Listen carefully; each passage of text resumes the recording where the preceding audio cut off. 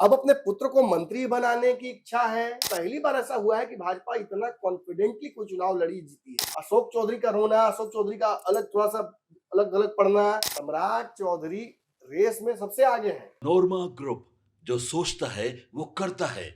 आपके अपने सपनों का आशियाना। डिप्टी सीएम के दो पद जो पूरी तरह से जदयू के हिस्से में जा रहे हैं, क्योंकि अब उस पर भाजपा का दावा नहीं रह जाएगा। भाजपा बिहार में बड़ी भाई जरूर है, लेकिन कहीं से भी जदयू भाजपा से बहुत पीछे नहीं है। आंकड़े बहुत क्लियर है। देखिए, आप अच्छे से जानते हैं कि हम लोजपा और आरएलएम में बहुत कुछ चेंज होने वाला नहीं है।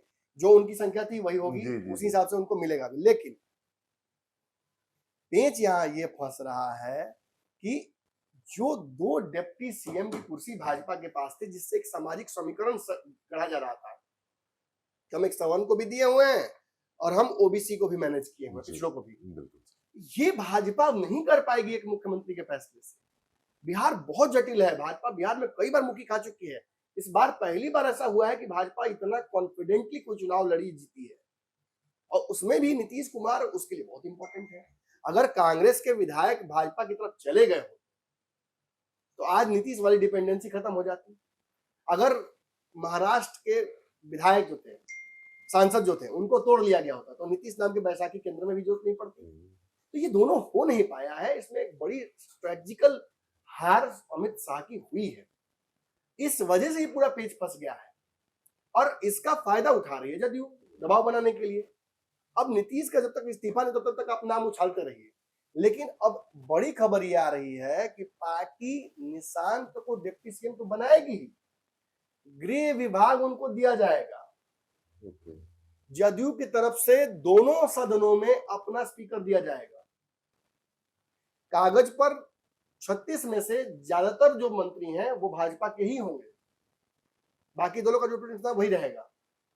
लेकिन जदयू बड़े पद, बड़े मंत्रालय अपने पास रखेगी।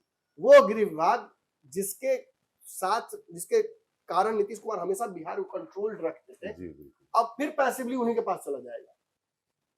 इन्हीं के लोग, नीतीश कुमार के लोग ही ऑन बिहाफ ऑफ निशांत उस विभाग को चलाएंगे। कई महत्वपूर्ण विभाग, चाहे फाइनेंस हो, ये सब आप याद रखिएगा, जब भी बड़े भाई छोटे भाई की भूमिका सिद्ध रही और नीतीश मुख्यमंत्री बने तो ये बड़े विभाग हमेशा चले गए थे भाजपा के पास। अब ये सारे विभाग जदयू के पास जाएंगे। और एक और बहुत मजबूत बात जो मैं कह रहा हूं उसे बताऊंगा, बिहार में अब एक डिप्टी सीएम होगा, तो नहीं एक डिप्टी सीएम। इसकी चर्चा हो रही है। ये अंदर में एक तरीके से इस इक्वेशन को गढ़ा जा रहा है, और भाजपा ऐसा कभी चाहेगी नहीं। अब तक तो भाजपा ये सोच रही थी कि जदयू से एक सवर्ण बनेगा और एक निशांत बनेंगे तो हम सम्राट को बनाएंगे, तो लौकुश तो रहेगा, एक कहीं सवर्ण हमारी तरफ से होता ज्यादा बेटर होता। अब तो स्थिति ये है कि निशांत अगर बन जाते हैं डिप्टी सीएम तो सम्राट, और एक ही डिप्टी सीएम अगर होता है जदयू की तरफ से और पूरे एनडीए की तरफ से, तो दूसरा सीएम नीचे लाओ तो ऊपर कुछ कैसे हो सकता है। सम्राट चौधरी रेस में सबसे आगे है, लेकिन क्या रेस में सबसे आगे रहने वाला ही रेस जीतता है? नहीं, ये कोई जरूरी फिनिश लाइन कौन क्रॉस करता है इज मोर इम्पोर्टेंट। अब यहीं पे आके सारा पेच और सारी चर्चाएं शुरू हो जा रही हैं। जो बिहार के पत्रकार फर्जी हवा दे रहे हैं कि यूपीएन सुनिए, आवाज सुनिए, सब बोल रहे हैं, सब हवा में तीर मारने की कोशिश कर रहे हैं। They are just making a fool of the audience views के लिए। मैं दावे से कह रहा हूं कि एक डिप्टी सीएम ही दिया जाएगा। नीतीश कुमार ने मोहर लगा दी है इस फैसले पर, और अगर भाजपा मनाने में सफल हो जाती है संजय झा, तब जाकर शायद दूसरा डिप्टी सीएम हो। लेकिन नीतीश को अभी नहीं चाहेंगे कि उनके पुत्र को शेयर्ड पावर मिले। जैसे सीएम पूरा पावर में होगा भाजपा का, वैसे ही पूरा पावर में डिप्टी सीएम होगा निशांत, और उसके पास वो विभाग होंगे जो भी नीतीश कुमार के पास विभाग करते थे, निगरानी से लेकर गृह तक और निर्वाचन तक सब। और इतने महत्वपूर्ण विभाग होंगे तो इसमें ऑब्वियसली मंत्री से ज्यादा तो ब्यूरोक्रेट चलाते हैं मंत्रालयों को, तो he knows ins and outs. Nitish Kumar के लोग उतने जरूर यहाँ है अभी ब्यूरोक्रेसी में, जो इनको चलाते रहे जैसे चल रहा था सब कुछ। और भाजपा इसी पेज में फंस गई है। सम्राट चौधरी का नाम 70% से अधिक पर कंफर्म होने के बावजूद अगर कोई केस फंस रहा है तो यही फंस रहा है कि अगर नीतीश कुमार के पुत्र का तो कंफर्म ही है, मान लीजिए उनका डिप्टी सीएम बनना है, वो अगर डिप्टी सीएम बन रहे हैं तो 2 ओबीसी के चेहरों को बिहार में बनाकर क्या भाजपा आगे बढ़ पाएगी? सवर्ण नाराज नहीं होंगे? अब यूजीसी पे जो हुआ था आपने देखा था। अभी उत्तर प्रदेश एग्जाम्पल है, अब देखिए उत्तर प्रदेश की स्थिति, वहां लोग कुछ है लेकिन राजपूत ऊपर बैठे हुए हैं। अब अगर बिहार में इतना बड़ा जीत इनको मिला है, ठीक है ईबीसी ने वोट किया, ठीक है ओबीसी ने वोट किया, लेकिन आपका कोर क्या रहा है बीजेपी का? सवाल जो अपने आप को सम्राट चौधरी के आने की वजह से थोड़ा छटा हुआ कटा हुआ महसूस कर रहे हैं। विजय सिन्हा की कुर्सी के पास जाकर सम्राट जी का कहना और फिर उसी तरह से उल्टे पांव वापस आ जाना, it's again the same story. छोटे छोटे ट्रेलर्स हैं उसी बड़ी कहानी का, जिस उधेड़-बुन में आज अमित शाह और नरेंद्र मोदी जी फंसे पड़े हैं। भाजपा का बड़ा थिंक टैंक फंसा हुआ है, आरएसएस समझ नहीं पा रहा है क्या करे।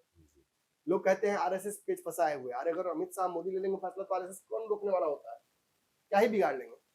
वो यूपी एग्जाम्पल है, कई राज्य एग्जाम्पल है, लेकिन सामाजिक समीकरण को अगर नहीं गढ़े 202 सीटों के बावजूद भी, तो बीजेपी जानती है कि यहाँ से सीधे क्या होगा, बैकफायर हो जाएगा तो पूरा का पूरा।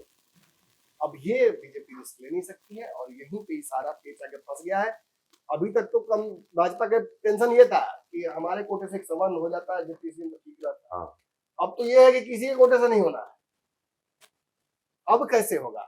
इसीलिए आप ये गिरी और जो आप नाम सुन रहे हैं ऊपर में कभी कभी कि किसी का भी रिप्रेजेंटेशन हो जाएगा और का भी रिप्रेजेंटेशन है, बेसिकली अब क्या बोला जाए उसको कि एक ऐसी स्थिति आ गई है कि बहुत फायदा तो इससे होता नजर नहीं आ रहा बीजेपी को।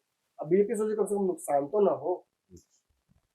बीजेपी के पास सांकेतिक तौर पर सीएम की कुर्सी जरूर आ जाएगी, लेकिन बिना गृह विभाग के, बिना दोनों सदन के स्पीकर्स के बीजेपी कितना अपनी बातें मनवा पाएगी, कितना कर पाती है और कैसा केमिस्ट्री आगे चलता है, इट्स वेरी सीएम की तरफ इशारा कर रहे हैं। Very shady. भाजपा के जितने भी सीएम होते हैं क्या है, अगर योगी रख दिया तो छोड़ दिया तो कौन ऐसा है, बस हेमंत बिस्व शर्मा, कौन ऐसा लग रहा है तो सीएम जो कि अमित शाह ऊपर से चीटी भेजते होंगे, काट के वापस भेज देंगे।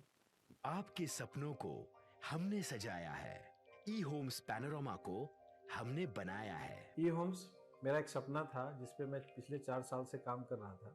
हमने जो बनाया है वो सबने है माना। ई होम्स पैनोरामा में हो आपका भी आशियाना। और फाइनली हमने 2021 में इस प्रोजेक्ट को लॉन्च किया। बहुत लोग अप्रिशिएट कर रहे हैं कि पूर्णिया जैसे शहर में, बिहार के, एक तो बिहार की बात करें उसमें भी पूर्णिया जैसे छोटे जगह में इस तरह का लाइफस्टाइल देना, ये सुन के हम लोगों को बहुत अच्छा लगता है।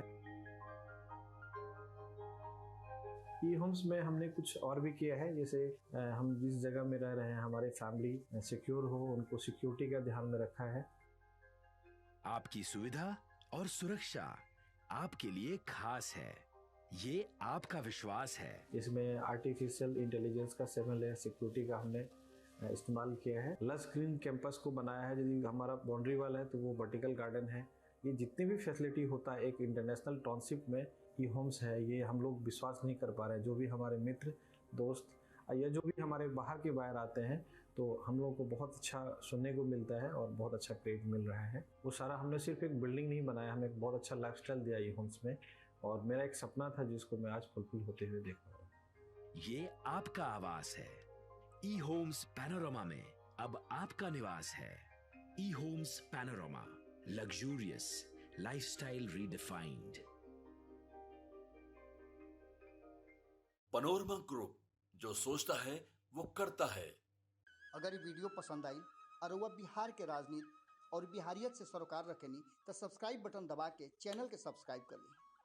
ओजे एगो घंटी बा, ओकरा बटन दबा देला से कुल सटीक और मारक खबर रुआ मुफ्त में मिल जाई।